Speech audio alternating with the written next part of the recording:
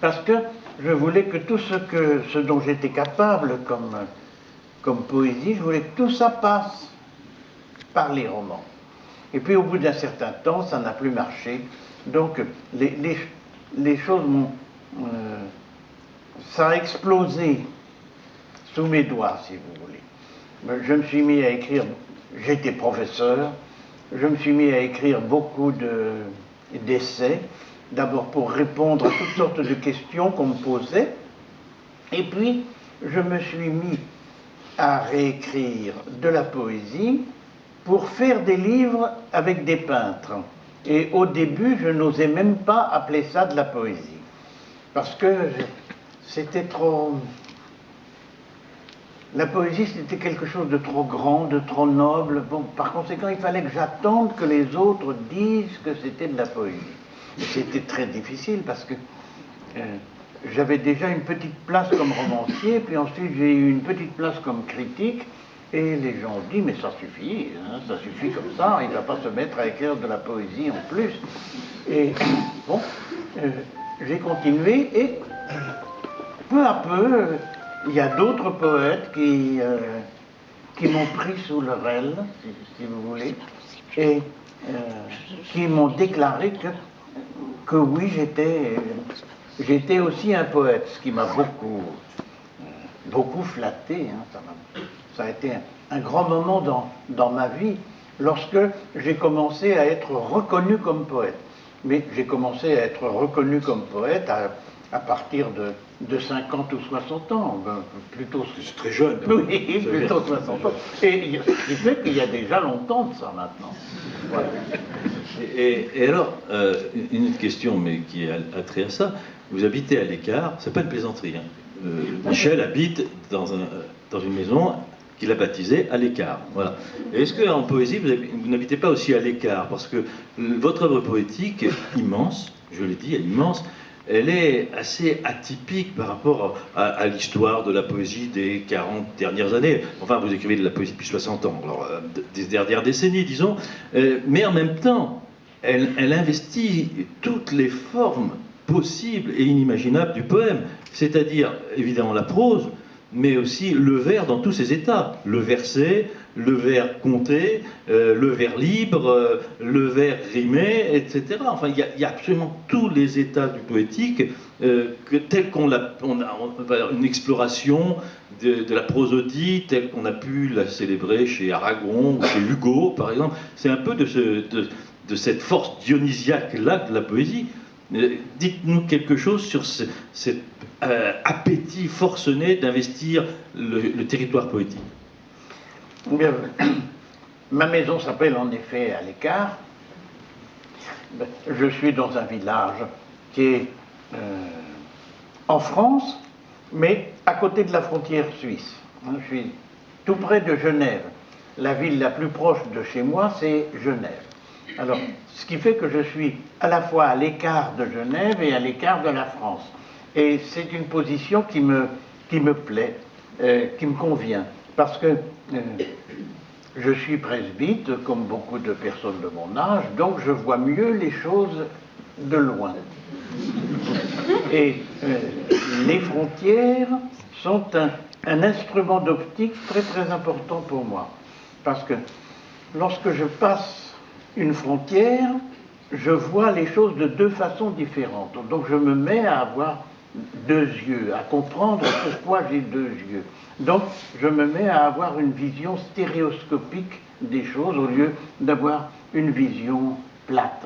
Donc c'est pour ça que j'ai appelé ma maison à l'écart, et j'ai besoin...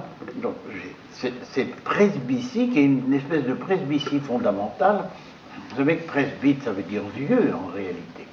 Mais c'est une espèce d'âge à l'intérieur duquel je me mets à penser, à rêver, etc. Et donc j'ai besoin d'avoir une certaine distance par rapport aux choses, aux objets dont je parle. Pendant longtemps, vous savez, j'ai écrit beaucoup de textes à propos de mes voyages, à propos des pays que j'ai parcourus, Et presque toujours, j'ai écrit sur un pays quand j'étais en dehors de ce pays. Parce que lorsque j'étais à l'intérieur, j'étais trop absorbé par tout ce qu'il m'apportait, par toutes les questions qu'il me posait. Et donc il fallait que j'attende d'être rentré chez moi, par exemple, dans ce qui était à ce moment-là mon chez-moi, pour pouvoir commencer à parler de ce que j'avais vu. Donc, si vous voulez, cette notion d'écart, je vis à l'écart et je pense à l'écart. Et en ce qui concerne la poésie contemporaine, que je connais beaucoup trop mal, naturellement, eh bien, je me sens aussi un peu à l'écart. C'est quelque chose qui est un peu particulier, et qui est en relation, bien sûr, avec ce qu'on appelait la poésie autrefois, et donc que j'ai beaucoup étudié, étant moi-même professeur de littérature, ayant été professeur de littérature pendant des années et des années. Alors, j'ai essayé de me nourrir de tout ce que je lisais. Et j'ai un certain sentiment de solitude à cet égard. Je suis quelqu'un d'un peu spécial, mais j'ai l'impression que tous les poètes sont comme ça. Hein. Tous les poètes ont aussi ils ont le sentiment d'être différents des autres. S'ils n'étaient pas différents des autres, ils n'auraient pas de raison d'être vraiment. Donc, ils sont toujours un cas particulier. Alors, je me sens un cas particulier. Mais vous avez un plaisir vrai d'inventer dans la langue. Vous avez parlé là, du point d'appui, en fait. Il y a une passion chez vous du réel, concret, je veux dire, comme un entomologiste, on a pu dire aussi. Il y a quelque chose qu'on vous a parfois référé, mais vous êtes tellement immense que les références, elles peuvent être multiples, à mon avis. Enfin, quand je dis vous êtes tellement immense, je parle de la poésie. Hein. Et on vous a référé à Ponge. Hein, oui. Vous voyez, je veux dire. Et en même temps, comment je dirais, votre poésie, elle porte un lyrisme, elle aime le chant, elle peut être dans un prosaïsme immédiat, et puis en même temps, tout d'un coup, s'élever dans une sorte de vision cosmique. Ça c'est quand même des allers-retours, ou je sais pas quoi, des élans dans la poésie apparemment contradictoires. Eh bien, vous voyez, j'ai des yeux. Alors, les peintres m'aident à voir la réalité. Et qu'ils en parlent directement ou indirectement, qu'ils soient figuratifs ou abstraits, comme on disait autrefois. Et aujourd'hui, on sait bien que ces distinctions sont pas vraiment valables. Alors, j'ai des oreilles, j'aime la musique, et la musique m'aide à écouter la réalité. Pas seulement à en sortir, mais à écouter la réalité. Et quand j'étais jeune, j'ai été tenté par la peinture, j'aurais bien aimé devenir un peintre. Et puis j'ai été tenté par la musique aussi. En ce qui concerne la musique, je suis sûr aujourd'hui que je n'étais pas assez doué. Et puis j'avais un petit problème d'oreille. Mais quand même, j'étais fasciné. Alors en hésitant entre la peinture et la musique, je suis tombé dans la littérature, hein. Je suis tombé dans la poésie. Mais alors j'ai toujours conservé une nostalgie de la peinture et de la musique, et de bien d'autres choses encore. Ce qui fait que quand j'écris, j'ai envie de faire voir des choses aux gens qui me lisent. Et j'ai envie de leur faire entendre aussi des choses. Donc tout ça était étroitement relié. Alors vous parlez de Ponge, moi j'ai beaucoup d'admiration pour Ponge, je l'ai connu, c'était un homme extraordinairement agréable et ouvert. Et il y avait chez lui un grand amour de la peinture et il a voulu évidemment rivaliser avec la peinture. Il y a beaucoup de ces poèmes qui sont des espèces de nature morte en littérature. Et j'ai essayé, moi aussi, souvent de m'enfoncer dans cette voie-là. Donc de partir de la contemplation de la réalité tout à fait quotidienne, parce que j'ai le sentiment très très fort que cette réalité quotidienne, elle nous échappe perpétuellement. C'est-à-dire, il y a des quantités de choses que nous croyons connaître, qui nous imaginons que ce sont des évidences, et donc que ce n'est pas la peine d'en parler, alors que nous ne voyons jamais ce qui est devant nos yeux. Il faut faire le tour du monde pour réussir à regarder la personne qui vit à côté de chez vous.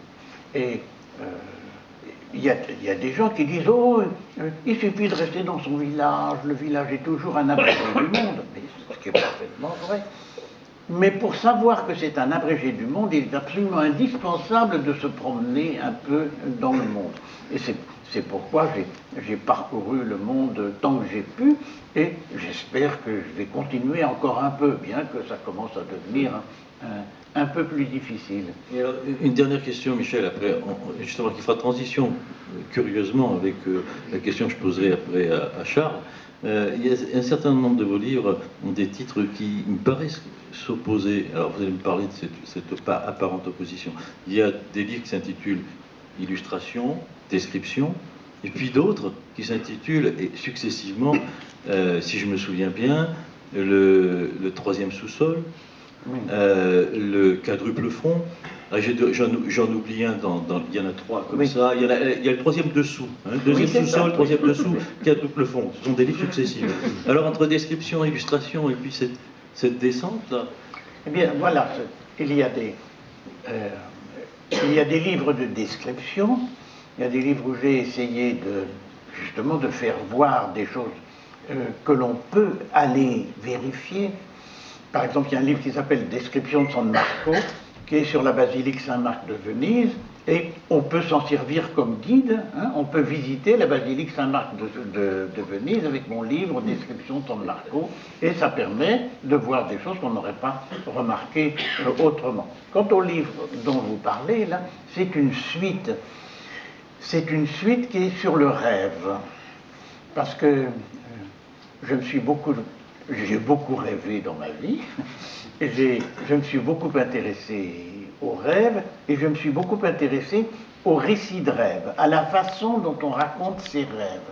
Parce que c'est extrêmement difficile de raconter un rêve. Ça, c'est une expérience que chacun a faite. On a fait un rêve extraordinaire pendant la nuit. À la table du petit déjeuner, le matin, on dit à sa femme et à ses enfants, j'ai rêvé quelque chose d'étonnant, bon, et on commence à raconter. Et au bout de 3 phrases, le rêve s'est en quelque sorte évanoui. Dans certains cas, il y a des rêves qui subsistent, il y a des grands rêves très très forts qui subsistent, et il y a donc de grands récits de rêves dans la littérature où il y a de la peinture de rêve. Par exemple, il y a une célèbre aquarelle de Dürer qui est bien précisée à côté que cette aquarelle représente le rêve qu'il a fait telle nuit. Et donc, il y a des gens qui réussissent à raconter leurs rêves. Mais très souvent, on a beaucoup de mal. Oui, dans le groupe surréaliste, le rêve a eu une importance considérable, et pourtant, les surréalistes qui ont tellement voulu raconter des rêves, ils n'ont pas vraiment réussi à raconter des rêves. Et, alors j'ai essayé donc de faire un laboratoire donc du récit de rêve. Et je l'ai fait en particulier parce que je me suis rendu compte que j'avais, et je n'étais pas le seul évidemment, j'avais des rêves récurrents. C'est-à-dire que j'avais des rêves qui revenaient de temps en temps, d'une nuit sur l'autre, et en particulier des cauchemars. J'ai un des rêves que j'ai fait très souvent et que je fais encore, mais maintenant, ce n'est plus un cauchemar, ce n'est plus dramatique parce que je le reconnais. Et ce rêve, c'est celui de la conférence catastrophique. Donc j'ai fait beaucoup de conférences dans ma vie, puis j'ai fait beaucoup de cours, etc. Et j'ai toujours le trac, hein, parce que j'ai toujours peur que ça ne marche pas, que tout d'un coup je sois incapable de continuer à parler.